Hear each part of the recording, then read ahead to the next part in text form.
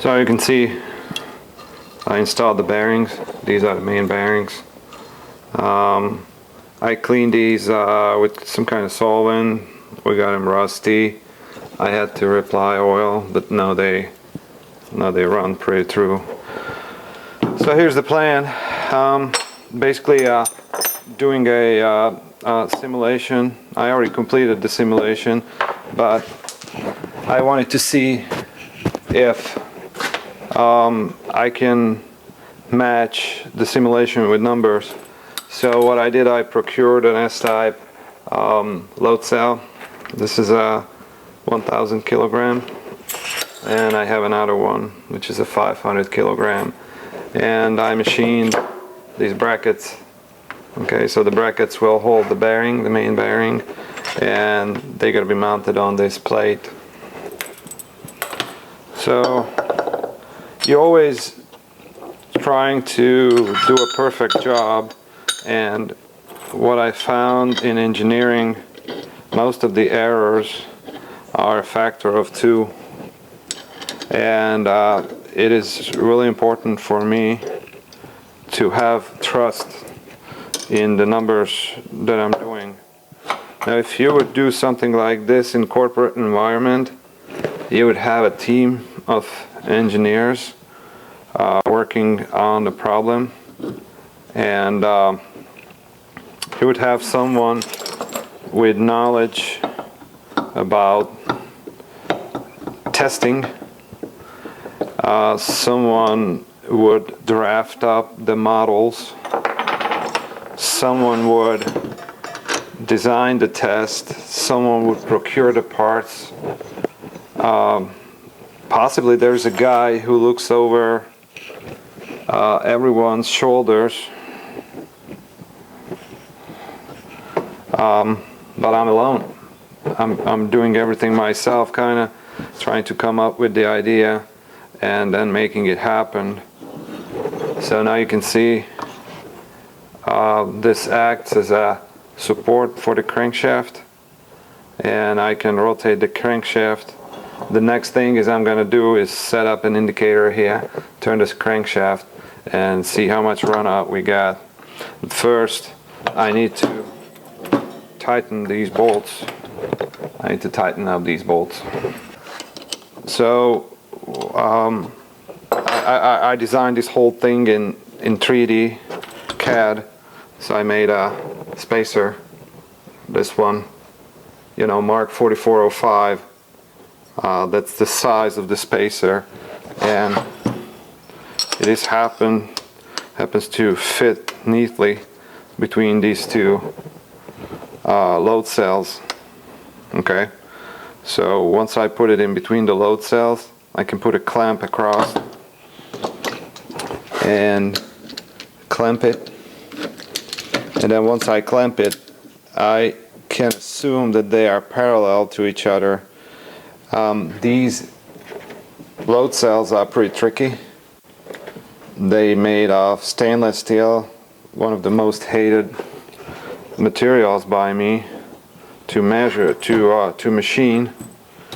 I just hate stainless steel. Every time I try to machine it, it just didn't work. So now I'm going to tighten up. I don't have a 12 millimeter Allen wrench. I think the largest one I have is 10 millimeter. But I had a piece of hex that's 12 millimeter. So I'm in my workshop, right? So I can do whatever I want. So there you go. That bolt is considered to be tight. Remove the clamp. Spacer doesn't want to come off. It's pretty comfy. Took some effort, but you can see the crankshaft is turning freely. Now when I put this together previously, it was actually locking up, and it was really bad. So now I need to get my Mihuhogu indicator on it. Yeah, gotta trust the numbers. Yeah, and see how much runout we got. This doesn't have fine adjustment, which makes it even harder. But right now it's on 0. So it looks like it goes -5 and positive 100. So we have 150 microns total runout, which I think I can live with that. This can be due to the bearing. So what's 100? It's more like 130. So it goes to 4 there, -4 goes to -9, +9. So 10 microns to a division. So 130 runout on that side. So let's see if I move it and put it somewhere closer. Obviously, if it's closer here, that should have less runout. But I've been mistaken before. Someone said I'm wrong. It turned out I'm mistaken. So right here we only have, okay, 40.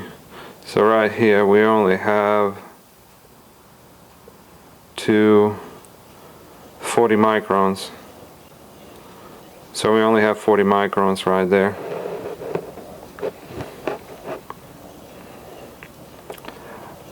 I'm not sure that's in tolerance, but that seems reasonable to me. So it goes from 20. So that's 15, 14. So we got 60 microns. So 60. This is 40. And this is 130.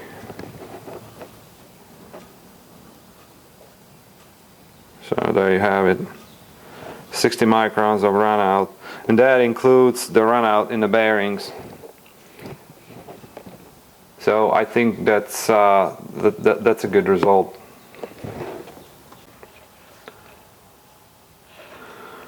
Next thing is to install the drive system. Again, what I'm trying to do here is spin this crankshaft in a controlled fashion, say 1000 RPM or 3000 RPM,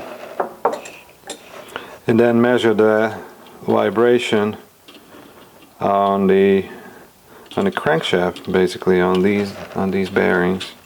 So what we're going to do is stick a screwdriver right here in the stack, not carefully not to stab ourselves, and then push this on. Still doesn't go. Maybe I need to release this bolt completely. There are those days when everything works first time. You know, you open the garage door and the car starts, and you go to work and everything works out. But those days are rare. Most of the times it's struggle. It's about struggle. If you look at the Coyote, you can see that the Coyote struggles all the times. And a lot of people think about that. You know, who is it that the Coyote in a cartoon really fights? And most of the people would say that, well, he's fighting the Roadrunner. And that's just not true. If you think about it, the Coyote is really fighting the universe. It's always, he's against the universe. Anything he tries just fails on him. It's pure failure. So that's how we are, humans.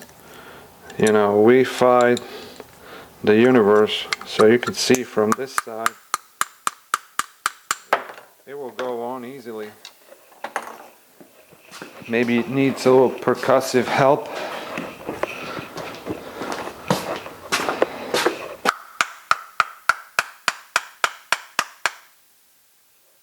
Looks like it needs a lot of percussive help.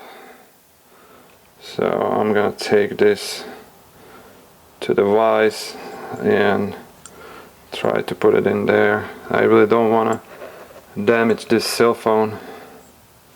I'm back. Feel like a president. Got a little help from a press. Look at that. Just use the press to press that coupler in, and I can use this bolt to lock it in. I'm not sure if it's gonna do much. And then I'm gonna reapply some more thread locker. Okay. Threads don't want to catch on. So you see, it's just business as usual. I mean, I know I tried these on already at one point and they worked, and now they just don't want to work again. I mean, how hard it is to put the threads on, right? Now I need to make sure that I'm always driving this in one direction. The load cell doesn't really care which direction it's running. Those alternating masses inside the engine just gonna go up and down. Doesn't matter if it turns clockwise or counterclockwise. So looks like it's got a little run out here, but that's why we have the coupler basically, and hopefully this misalignment in the shafts will not add much vibration to it. So this is the next part. This is going to be the motor holder, and I believe the motor mounts from this side, and you can see I put everything together with pins. So I got these 1/4-inch pins drilled and reamed, so they mate with these holes here. So now I can assemble that like so, and put in the bolts. The little motor that you see here, this is from a chainsaw that I disassembled and got it on Craigslist for relatively cheap. I was looking for a motor that would be able to spin this thing.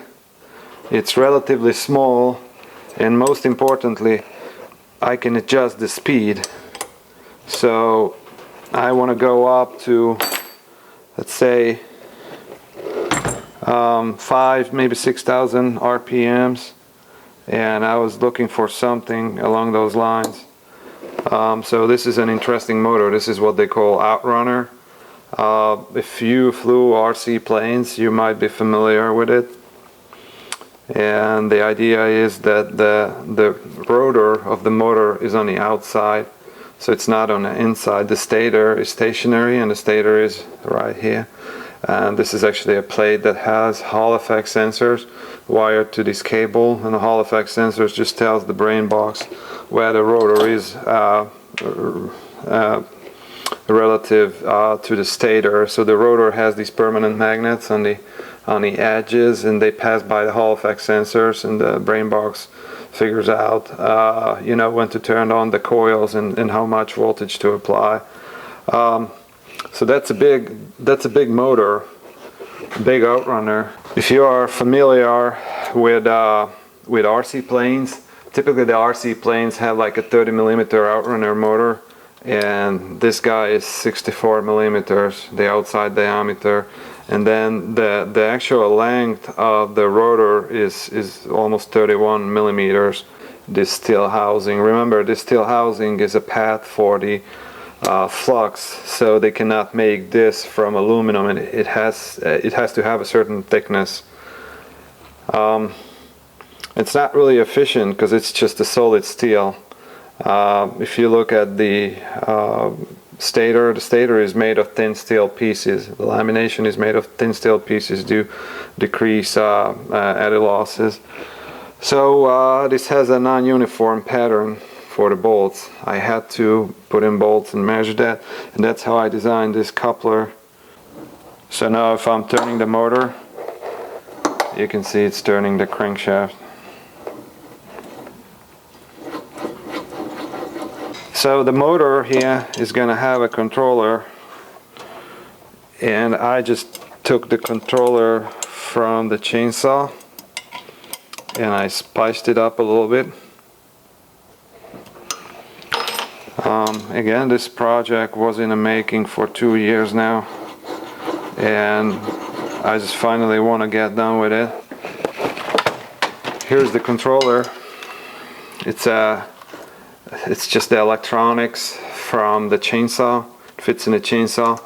So I designed a box and 3D printed a box for it, and I also have a fan because she will get hot.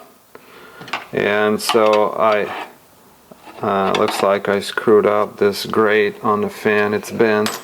I'll need to straighten it out because otherwise the fan will not be able to turn. There you go. Now she's good, kinda. I'll fix that later. So there's an on-off button I added, and then this is just the speed control. So the original one had like a trigger switch that was turning on the power to the electronics, and it's just pretty dumb electronics. It has a big heatsink here, and it's got a lot of MOSFETs, and those MOSFETs are switching the DC. So this is the DC side. That's where that battery is being attached. So it's a 40 volt system, 40 volt DC, and then these are the phases. So I can connect these phase leads to the motor phase lead, and then this is the sensor for the Hall effect. So that's the position sensor for the motor. But that's basically the electronics I can hook up. This is a 12 volt fan, and then the fan is going to provide airflow and cool the heatsink here. So now, since this is assembled, I can continue to the uprights, and these are the two uprights. Okay, I think they are perfectly interchangeable. All this stuff sat here for almost 2 years. While I was busy doing something else. So there's the upright. I'm gonna go and put these bolts in. So the uprights are gonna hold the plate, and that plate is gonna hold the cylinder, and in the cylinder the piston is gonna go up and down, and this whole thing is gonna be enclosed in an aluminum housing. I was trying to find something that would be right size to contain this. I was looking for all kind of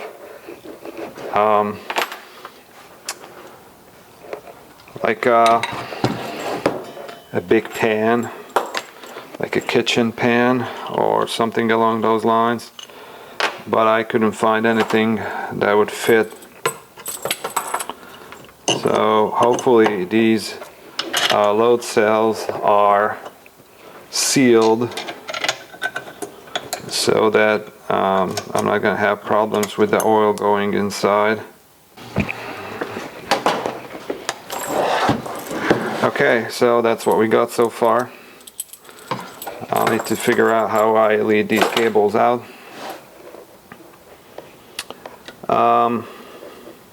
Yeah. You see the problem.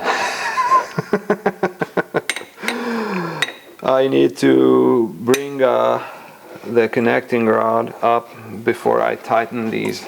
Now I need the plate. You guys seen this plate before, and you know where I used it. If you watched my videos, check this out. Have you seen this before? There is the plate that I need. There you go. Got the plate, and this is the main plate. The connecting rod should pass through. So now I can put these fasteners in. Looks like everything is just working smoothly, and tightened up these bolts, bottom ones too. Hopefully didn't forget anything. In the meantime, I got the cylinder. This is the old school big cast iron cylinder. There's always some kind of creature that wants to nest on my property. And here's the piston. Interesting thing about the piston is these new pistons always have an offset, and you can imagine the offset that the piston has an axis, so that's the axis of rotation of the piston itself, and the pin axis is offset one of the directions, and they do it because they want to minimize the pressure on the cylinder as the engine runs. And you always have to consider that offset. So most of the new pistons are marked, and you can see that this one has a marking here, and it shows IN, so that's intake cylinder, oh sorry, intake valve. And here's the cylinder, and this is the cylinder head. Okay, so this should match that, and you can see this is the exhaust side. So this is the exhaust side, this is the intake side. So the piston should sit like this. Okay, so it should be against the intake port. Before I go any further, I just want to go ahead and weigh the parts. I think I've done this before. I just want to make sure that I have all this information available. So the piston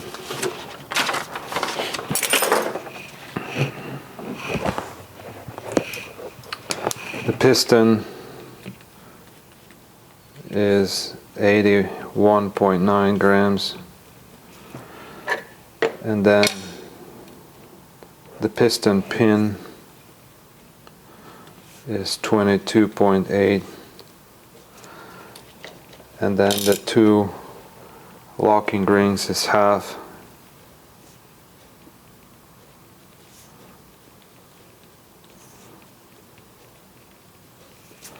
So the total is 105.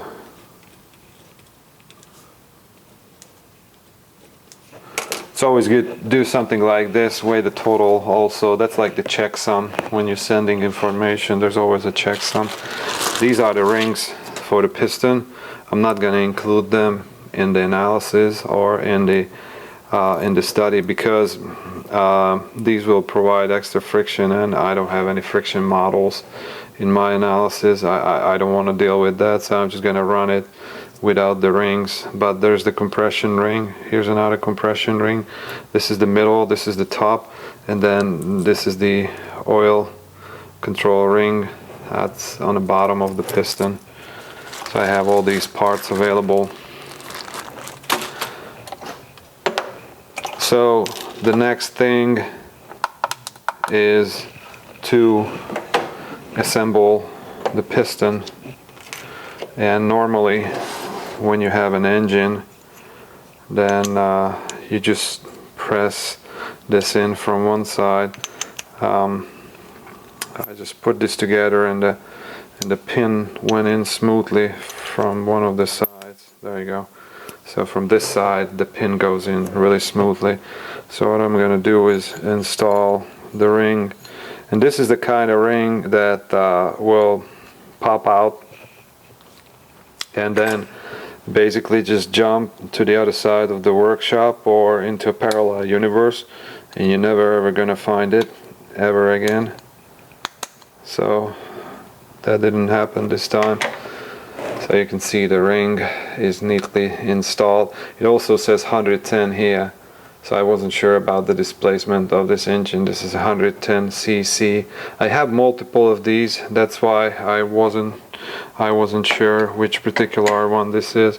So now I'm going to install the pin to a certain depth, like so, and now I can go and hook it up to the connecting rod and just press it in, and you can see that it went in without any problems.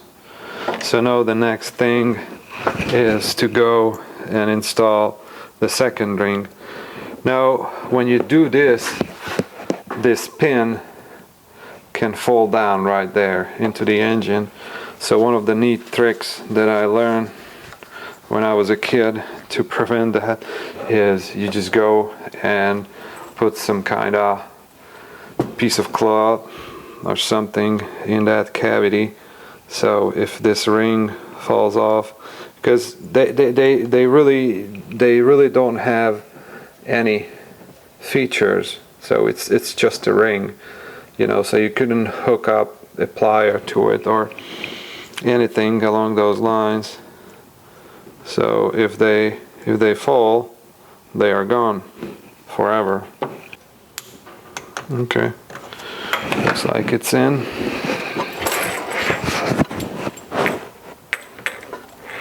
Seems like it's nicely sitting in a groove.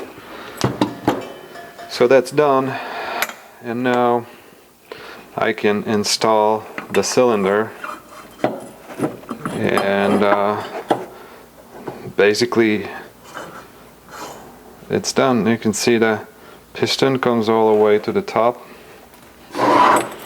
maybe in this view, and there's some rust in the cylinder because I washed it and then didn't put oil on it because I want to handle it, I want to do measurements on it and other stuff, so it has a tendency to rust. I will add some oil, and this is interesting, the piston has quite a wobble in the cylinder.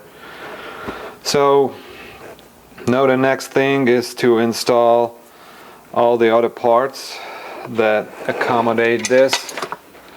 You might remember that the oil comes in through this end, so I created this port, and this is threaded. It's got a M6 threaded in, and it goes in like so.